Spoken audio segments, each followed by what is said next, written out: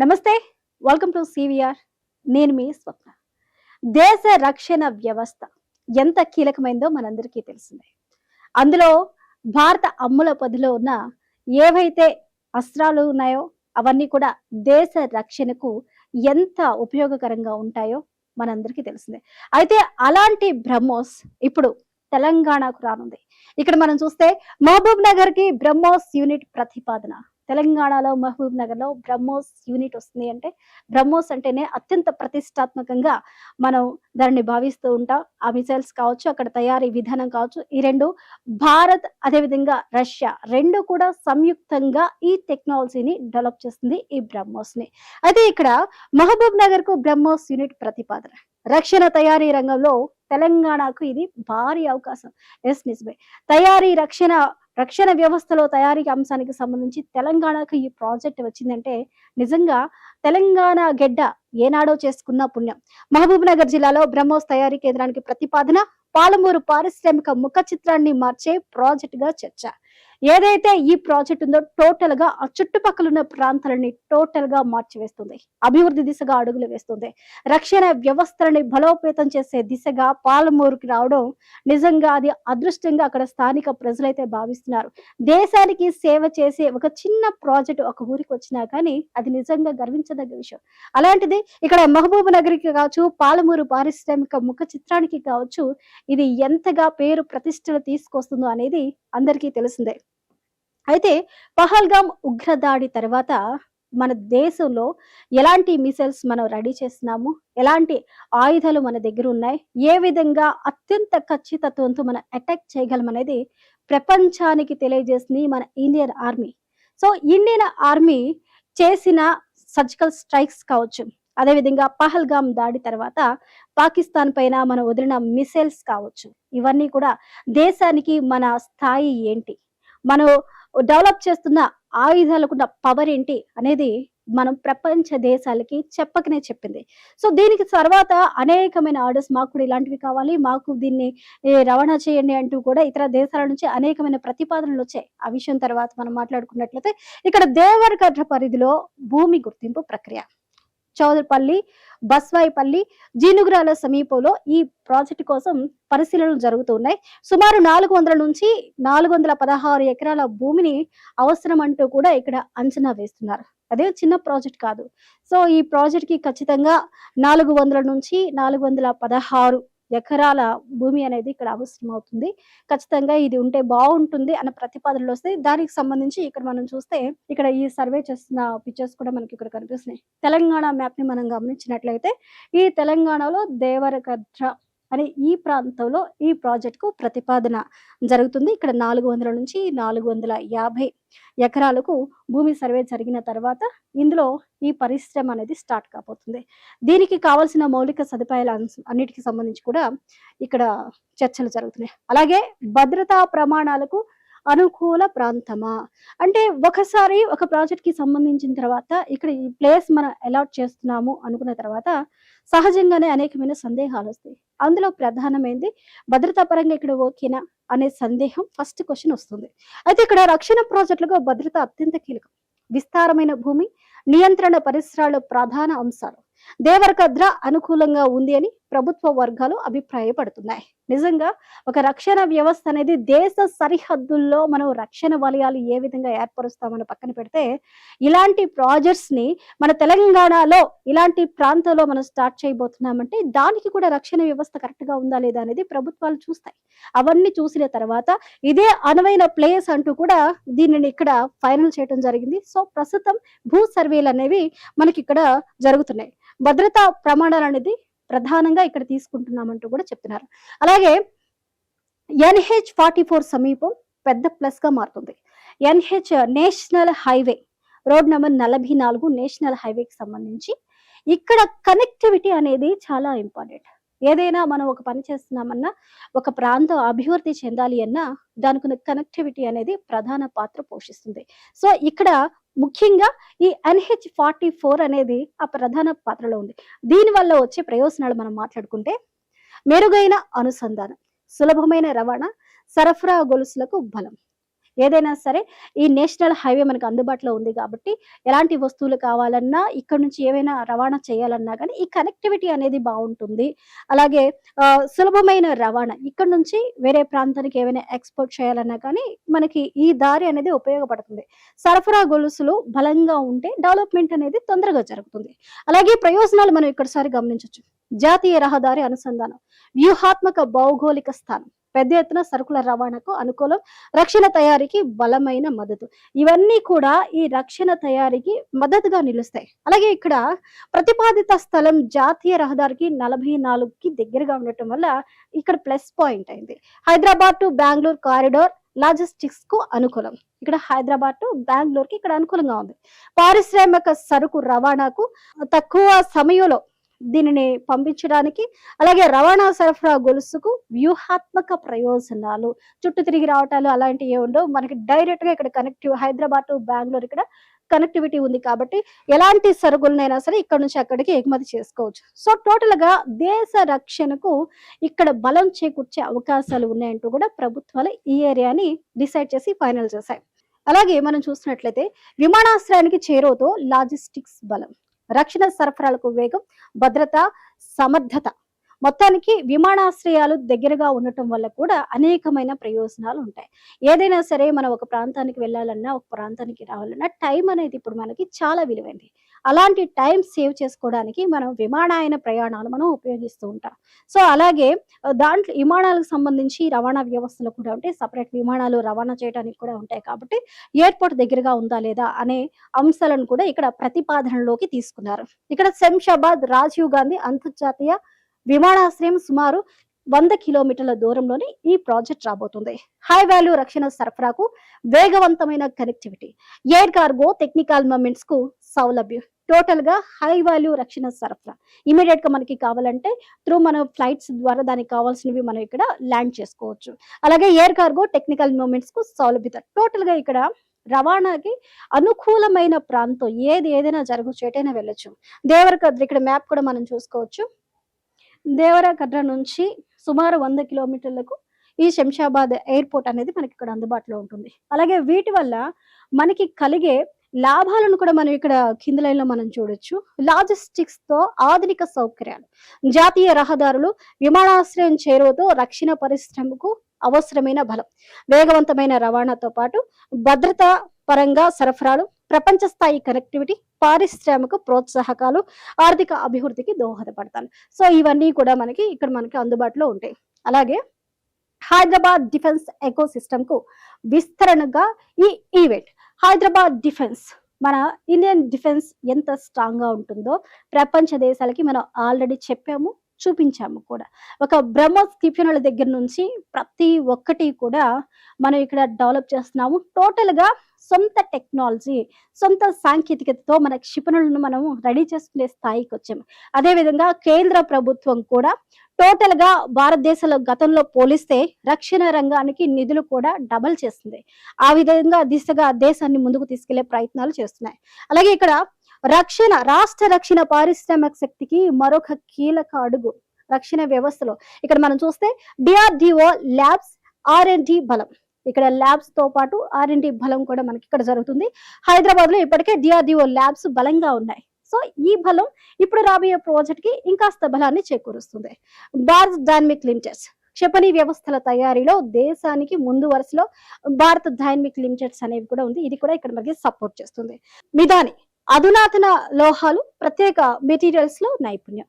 Total గా రావాల్సిన లోహాలు ఏవైతే ఉంటాయో, ముడి సరుకు మనం తెలుగులో చెప్పాలి అనుకుంటే దానికి అధునాతన టెక్నాలజీ ఏదైతే ఉందో ఆ సపోర్ట్ మనకి మిధాని దగ్గర నుంచి మనకి ఇక్కడ వస్తుంది. అలాగే HAL భారత డైనమిక్స్ మిధాని HAL కార్యకలాపాలకు రాష్ట్రం బలం. ఇక్కడ ఆల్రెడీ పాక్షికంగా HAL అనేది మనకి హైదరాబాద్ లో అందుబాటులో ఉంది. సో ఆఫ్టర్ దట్ ఇది మనకి పూర్తి స్థాయిలో అందుబాటులో వస్తుంది. ఇవన్నీ ఇక్కడ టోటల్ గా ఈ ప్రాజెక్ట్ కి సపోర్ట్ చేయడం వల్ల రక్షణ రంగానికి ఇక్కడ పూర్తి స్థాయిలో పెద్దపీట వేసినట్లు కనిపిస్తుంది. అలాగే ఈ బలమైన ఎకో సిస్టమ్ బ్రహ్మోస్ యూనిట్ మరింత బలాన్ని జోడిస్తుంది. టోటల్ గా ఈ ఎకో సిస్టమ్ అంతా కూడా ఇప్పుడు ఉన్న దానికన్నా ఎక్స్ట్రా బలాన్ని చేకూరుస్తున్నట్టు కూడా చెప్తున్నారు. ఇక రక్షణ రంగంలో తెలంగాణ దేశానికి దిక్సూచి అవుతుంది. స్థానిక తయారీకి ప్రోత్సాహం ఉంటుంది.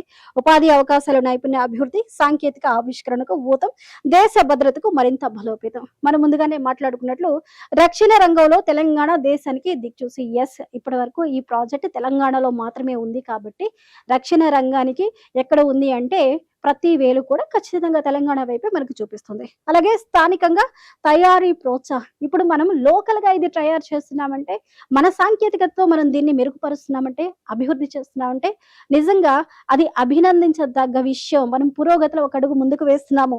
అలాగే ఉపాధి అవకాశాలు, నైపుణ్య అభివృద్ధి. ఏదైనా ఒక ప్రాజెక్ట్ వచ్చినప్పుడు ఖచ్చితంగా ఆ చుట్టుపక్కల ప్రాంతాలు డెవలప్ అవుతాయి. అలాగే అక్కడ ఉన్న ఉపాధి అవకాశాలు ఏవైతే ఉంటాయో ఆ చుట్టుపక్కల ప్రాంతాల వారికి ఆ ఉపాధి అవకాశాలు ఇస్తారు. బేసిక్ గా 400 నుంచి 450 ఎకరాల వరకు ఈ భూమి కావాలంటున్నారు కాబట్టి ఆ ల్యాండ్ పూలింగ్ అనేది రైతుల దగ్గర నుంచో లేకపోతే గవర్నమెంట్ భూముల దగ్గర తీసుకుంటారు.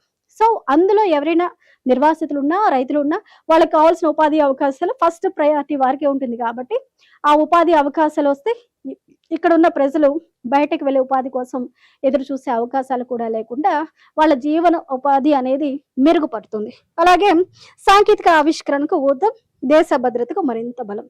ఇంత పెద్ద ప్రాజెక్ట్ మనం ఇక్కడ డెవలప్ చేస్తున్నామంటే ఖచ్చితంగా సాంకేతికత అనేది ఏ స్థాయిలో ఉందో చెప్పుకోకపోతే ఎలా? మనం ఏఐ, ఆర్టిఫిషియల్ ఇంటెలిజెన్సీ కావచ్చు, అడ్వాన్స్డ్ టెక్నాలజీస్ కావచ్చు, ఏ స్థాయిలో డెవలప్ అవుతున్నాయో ఇప్పుడు ఈ ప్రాజెక్ట్ మనకు కళ్ళకి కట్టినట్లు చూపిస్తుంది. బ్రహ్మోస్ ప్రత్యేకత ఏంటి? బ్రహ్మోస్ అనగానే అందరికీ గుర్తుంటుంది, కానీ దాని ప్రత్యేకతలు ఏంటి? అందులో ఉన్న మిగతా వాటికి బ్రహ్మోస్కి ఉన్న తేడా ఏంటి అనేది మనం ఇక్కడ చూడొచ్చు.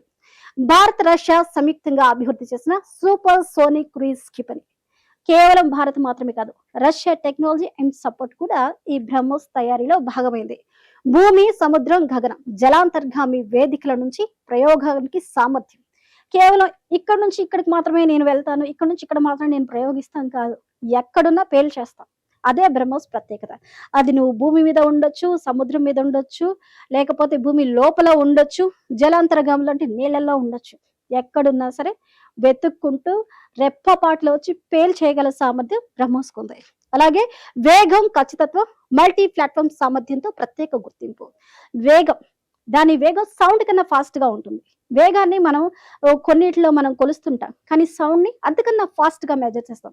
సో దాని వేగం సౌండ్ కన్నా ఫాస్ట్ గా ఉంటుంది అంటే అర్థం చేసుకోవచ్చు. అంత ఫాస్ట్ గా ఉంటే ఖచ్చితత్వం ఏమన్నా మిస్ అవుతుందా? సమస్య లేదు.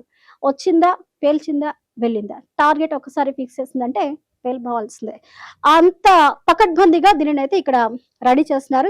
ఇక భూమి వేదిక, సముద్ర వేదిక, గగన వేదిక, జలాంతర్గామి వేదిక, ఇవన్నీ కూడా ఎక్కడి నుంచైనా సరే మనం దీన్ని ప్రయోగించవచ్చు. అలాగే ఇక్కడ దాని వేగం గురించి మనం మాట్లాడుకున్నట్లు ఇక్కడ వేగం గురించి కూడా మాట్లాడుకోవాలి. వేగం మ్యాక్స్ 2.8. అదేవిధంగా పరిధి 290 కిలోమీటర్లు. 290 కిలోమీటర్ల నుంచి 800 కిలోమీటర్ల వరకు రెప్పపాట్లు వెళ్ళిపోగలరు. ఖచ్చితత్వం గురించి చెప్పాల్సిన అవసరం లేదు, 100/100. సో ఇవి దీని ప్రత్యేకతలు. అలాగే దేశ రక్షణలో కీలక ఆయుధం బ్రహ్మోస్ అనేది ఎంత కీలకంగా ఉందో మనం గతంలో జరిగిన కొన్ని సర్జికల్ స్ట్రైక్స్ లో కావచ్చు, ప్రయోగించిన సందర్భాల్లో కావచ్చు మనం చూసాం. అందులో బ్రహ్మోస్ భారత రక్షణ వ్యవస్థలో వ్యూహాత్మక ఆయుధం. అంతర్జాతీయ మార్కెట్లోనూ డిమాండ్ పెరుగుతుంది. అనేకమైన ఆర్డర్స్ కూడా వచ్చాయి. ఇక్కడ నుంచి మాకు కూడా సరఫరా చేయండి, మా దేశానికి కూడా ఇవి అమ్మండి అంటూ కూడా చాలా వచ్చాయి. ఆ తర్వాత ఓకే, మన సామర్థ్యం ఇంత ఎక్కువగా ఉందా అంటూ కూడా కేంద్ర ప్రభుత్వం ఈ క్షిపణి తయారీకి కావచ్చు, ఈ బ్రహ్మోస్కి తయారీకి కావచ్చు నిధులు అనేది డబల్ ట్రిబుల్ కేటాయించారు.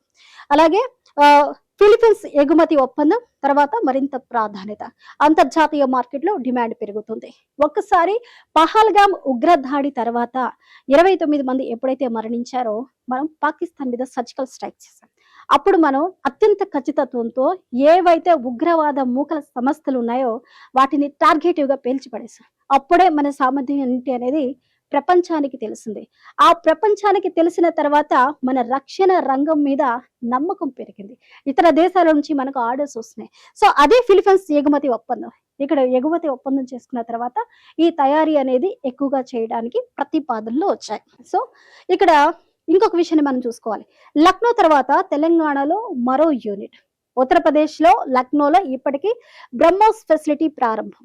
ఉత్పత్తి సామర్థ్యాన్ని పెంచే దిశగా కేంద్రం దృష్టి. తెలంగాణలో కొత్త యూనిట్ చర్యలు సహజ పరిణామమని పరిశ్రమ వర్గాల అభిప్రాయం. టోటల్ గా ఉత్తరప్రదేశ్ లో ఫస్ట్ ఈ ప్రాజెక్ట్ కి ఓకే చెప్పారు. ఆల్రెడీ ఆ ఫెసిలిటీ అనేది ఆల్రెడీ ప్రారంభం అయిపోయింది. కానీ తెలంగాణలో లక్నోలో తర్వాత నెక్స్ట్ సెకండ్ ప్లేస్ మనకి తెలంగాణలో ఉంది. ఉత్పత్తి సామర్థ్యాన్ని పెంచే దిశగానే ఇక్కడ ప్రాజెక్ట్స్ అనేవి కేంద్ర ప్రభుత్వం మనకి అలాట్ చేస్తుంది. తెలంగాణలో కొత్త యూనిట్ పై చర్యలు తీసుకునే విధంగా పారిశ్రామిక వర్గాలు కూడా అభివృద్ధి చేసే దిశగా అభిప్రాయాలు పడుతున్నాయి. దీనివల్ల అభివృద్ధి జరుగుతుంది అని కూడా ఆశాభావాన్ని వ్యక్తం చేస్తున్నారు. కేవలం లక్నో ఫెసిలిటీ, ఉత్పత్తి విస్తరణ, తెలంగాణ యూనిట్ లో ఇవన్నీ కూడా ప్రధాన కారణాలుగా ఇక్కడ తెలంగాణలో పెట్టడానికి కారణమవుతుంది. అలాగే ఇక్కడ 500 కోట్ల పెట్టుబడి అవకాశం. Telangana the next defence hub. Telangana the next defence hub. అయితే ఇక్కడ తెలంగాణ అంటే ఇప్పటి వరకు మనకి నీళ్లు కావచ్చు, లేకపోతే పార్టీలు కావచ్చు, రాజకీయాలు కావచ్చు, లేకపోతే త్యాగాలు కావచ్చు, ఇలా రకరకాలుగా అన్ని గుర్తొస్తాయి. అయాష భాష కావచ్చు. కానీ ఇప్పుడు ఈ ప్రాజెక్ట్ వచ్చిన తర్వాత తెలంగాణ అంటే మనకి గుర్తొచ్చేది Telangana the next defence hub. ఇక్కడ ప్రధానంగా ప్రారంభ దశలో సుమారు 500 కోట్ల పెట్టుబడి రావచ్చని అంచనా వేస్తూ ఉన్నారు. అలాగే హైటెక్ తయారీ, భద్రతా ప్రమాణాలతో భారీ ప్రాజెక్ట్. తెలంగాణ పారిశ్రామిక రంగానికి మరో మైలురాయి అవుతుంది. అయితే ప్రారంభానికే 500 కోట్లతో ఇక్కడ చేసే 500 కోట్ల పెట్టుబడులు రావచ్చంటూ కూడా అంచనా వేస్తున్నారు. హైటెక్ తయారీ, భద్రతా పరిణామాలతో ప్రాజెక్ట్. టోటల్ గా ఇంత పెద్ద ప్రాజెక్ట్ ని నిర్మించాలంటే ఖచ్చితంగా అక్కడ హైటెక్ టెక్నాలజీని వాడాల్సిందే. ఇతర దేశాల నుంచి ఆ టెక్నాలజీని దిగుమతి చేసుకోవాల్సిందే. ఏదైనా సరే ఫాస్ట్ ఫార్వర్డ్ గా ఉండటానికి ఈ టెక్నాలజీస్ మనకి అందుబాటులో ఉన్నాయి. తెలంగాణ పారిశ్రామిక అభివృద్ధికి ఇదొక మైలురాయి అయ్యే అవకాశాలు కాదు, అవుతుంది, ఖచ్చితంగా అవుతుంది. ఇక దేశ రక్షణకు బలమైన మద్దతు. ఆత్మ నిర్భర భారత్ కు ఊతం. ఉద్యోగ అవకాశాల పెరుగుదల, ఆర్థిక అభివృద్ధి. సో ఆత్మ నిర్భర్ భారత్ అంటే ప్రతి పౌరుడు గుండె మీద చేయి వేసుకొని మనశ్శాంతిగా నిద్రపోయే అవకాశాన్ని కల్పించడమే భారత్ నిర్భర్. అలాగే ఉద్యోగ అవకాశాలకు పెద్ద దారి. ప్రత్యక్షంగా పరోక్షంగా 1500 నుంచి 2000 మందికి ఉద్యోగ అవకాశాలు రానున్నాయి. ఏదైనా ఇక్కడ ఒక ప్రాజెక్ట్ నిర్మించిన తర్వాత ఖచ్చితంగా ఆ ఉద్యోగాలు అనేవి కల్పన ఉంటుంది. ప్రత్యక్షంగా కావచ్చు, పరోక్షంగా కావచ్చు, సరౌండింగ్స్ లో వచ్చే ఫ్యాక్టరీస్ కావచ్చు, సబ్ సపోర్ట్ ఫ్యాక్టరీస్ కావచ్చు, ఇవన్నీ కూడా అక్కడ స్థానికంగా ఉండే వాళ్ళకి ఉద్యోగ ఉపాధి అవకాశాలను ఇక్కడ మెరుగుపరుస్తారు. సో ఎక్స్పెక్టెడ్ గా చూస్తే 1500 నుంచి 2000 మందికి ఈ ఉద్యోగ అవకాశాలు ఈ ప్రాజెక్ట్ ద్వారా ప్రత్యక్షంగా కావచ్చు, పరోక్షంగా కావచ్చు మనకి ఇక్కడ దొరుకుతాయి. ఇంజనీరింగ్, తయారీ, నాణ్యత నియంత్రణలో ఉపాధి, లాజిస్టిక్స్, భద్రత, సేవా రంగాల్లో కూడా ఉద్యోగ అవకాశాలు. సో ఇంజనీరింగ్ చాలా మంది ఇక్కడ పనిచేయాల్సి వస్తుంది. నాణ్యత నియంత్రణ, ఖచ్చితంగా ఇక్కడ క్వాలిటీ అనేది చాలా చాలా కంపల్సరీగా మెయింటైన్ చేయవలసింది. అలాగే లాజిస్టిక్స్, రవాణా, భద్రత, సేవా రంగాలు, మనకి ఇక్కడ పోలీస్ ప్రొటెక్షన్ ఉంటుంది, డిఫెన్స్ ఉంటుంది, అన్ని కూడా మనకి ఇక్కడ ఉండాలి. కాబట్టి వీరందరికీ కూడా మనకి ఇక్కడ ఉద్యోగ అవకాశాలు ఉంటాయి. నైపుణ్యానికి అవకాశాలు, పరిశ్రమకు బలమైన భవిష్యత్తుగా ఇప్పుడు ఈ ప్రాజెక్ట్ రాబోతుంది. ఇందులో ప్రధానంగా లాభపడే వారిని మనం గుర్తించినట్లయితే ఇక్కడ చూడొచ్చు. ఇంజనీరింగ్స్ ఇక్కడ లాభపడొచ్చు, ఉద్యోగ అవకాశాలు వస్తాయి. తయారీ రంగాలు, మిషనరీ ఇక్కడ లాభపడొచ్చు. నాణ్యత నియంత్రణ అంటే క్వాలిటీ చెక్, వాళ్ళు కూడా ఇక్కడ లాభపడతారు. లాజిస్టిక్స్ అంటే ఎక్స్పోర్ట్ అండ్ ఇంపోర్ట్, రవాణా, వీళ్ళందరూ కూడా ఇక్కడ ఉపాధి పొందుతారు. ఇంకా భద్రతా విషయాలు చెప్పవలసిన అవసరం లేదు. సేవా రంగాల హెల్ప్ లైన్స్, కాల్ సెంటర్స్ తో పాటు ఎన్డీఆర్ఎఫ్, డిఆర్డిఎఫ్ ఇవన్నీ కూడా ఇక్కడ మనకి ఇందులో ఇంక్లూడ్ అవుతాయి. సో ఏది అయినా సరే రక్షణ వ్యవస్థకి ఏదైతే కావాలో అవన్నీ కూడా మనకి ఇక్కడ ఇంక్లూడ్ అవుతాయి. అనుబంధ పరిశ్రమలకు ఊతం.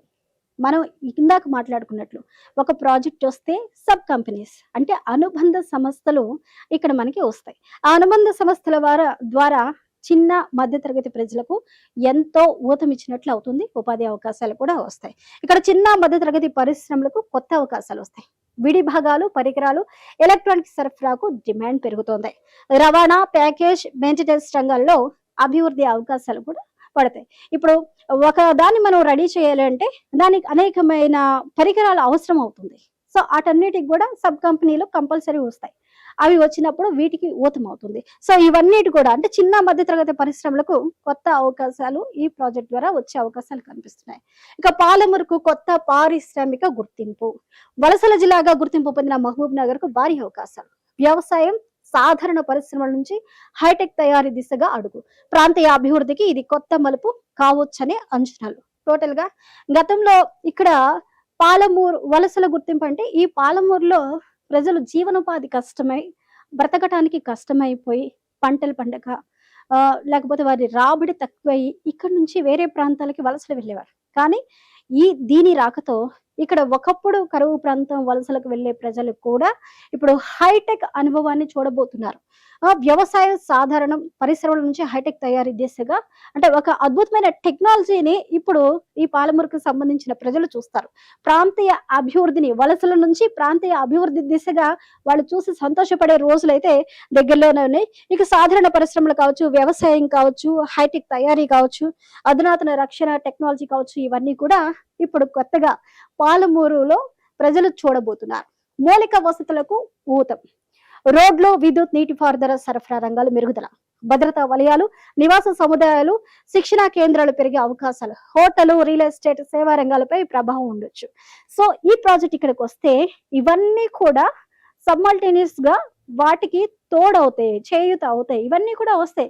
ఎందుకంటే అంత హై ఎండ్ అంటే రక్షణ వ్యవస్థకు సంబంధించిన ఇక్కడ ఒక ప్రాజెక్ట్ మనం నిర్మించబోతున్నాము, దీనికి ఇక్కడ శ్రీకారం చుట్టబోతున్నాము అంటే అన్నీ వస్తాయి. ఏం కావాలి ఏంటి అనేది ప్రతిదీ కూడా హోటల్స్ దగ్గర నుంచి, రిసార్ట్స్ దగ్గర నుంచి, భద్రత దగ్గర నుంచి అన్నీ కూడా డెవలప్మెంట్ చేయాల్సిందే కంపల్సరీ. రోడ్లు విస్తరించాలి, ఆ పవర్ కి సంబంధించిన ఎస్టాబ్లిష్ చేసుకోవాలి, నీటి సరఫరా ఎంతగా ఉండాలో తెలిసిందే.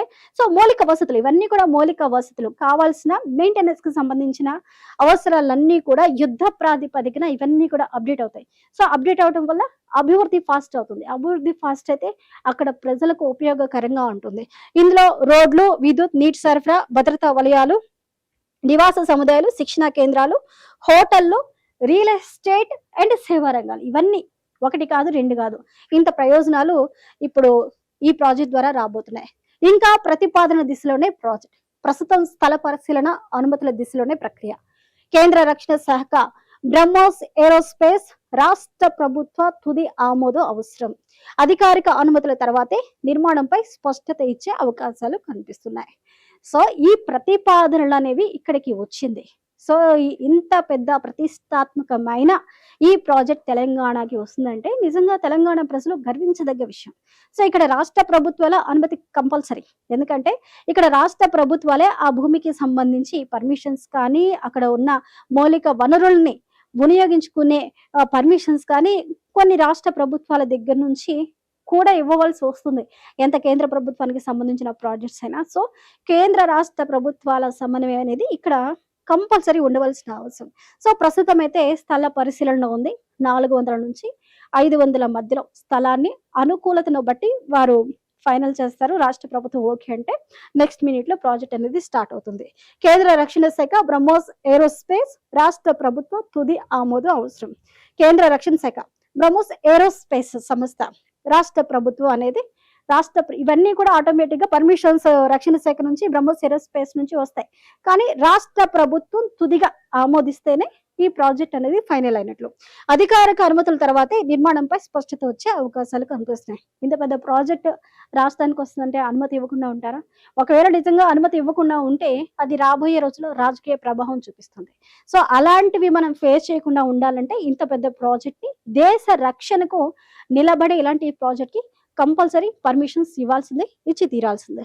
స్థల పరిశీలన, అనుమతులు, తుది ఆమోదం, నిర్మాణం స్పష్టత, అన్ని అనుమతులు వచ్చిన తర్వాత ఈ ప్రాజెక్ట్ స్టార్ట్ అవుతుంది. అలాగే ఇంకా తెలంగాణ డిఫెన్స్ మ్యాప్ లో మరింత ప్రాధాన్యత. హైదరాబాద్ కు దక్షిణంగా కొత్త రక్షణ తయారీ వలయం ఏర్పడుతుంది. హైదరాబాద్ మహబూబ్ నగర్ కారిడార్ కు వ్యూహాత్మక ప్రాధాన్యత పెరుగుతోంది. తెలంగాణ రక్షణ తయారీ పటంలో మరింత స్పష్టంగా కనిపించే అవకాశాలు కనిపిస్తున్నాయి. ఇక్కడ ముఖ్యంగా రక్షణ కారిడార్, వ్యూహాత్మక మ్యాప్, అలాగే అధునాతన తయారీ కేంద్రాలు, లాజిస్టిక్స్ ఇవన్నీ కూడా హైదరాబాద్ కు దక్షిణంగా కొత్త రక్షణ వలయం తయారవ్వాల్సిందే. హైదరాబాద్ మహబూబ్ కారిడార్ కు వ్యూహాత్మక ప్రాధాన్యత. ఇవన్నీ కూడా ఈ ప్రాజెక్ట్ ద్వారా మనకి అందుబాటులో వస్తాయి.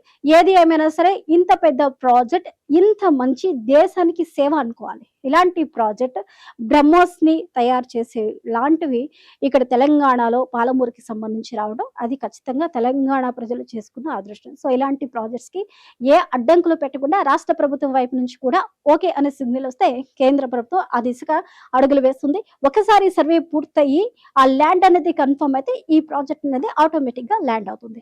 ఇది ఇవాల్టి special story. This is Swapna signing off.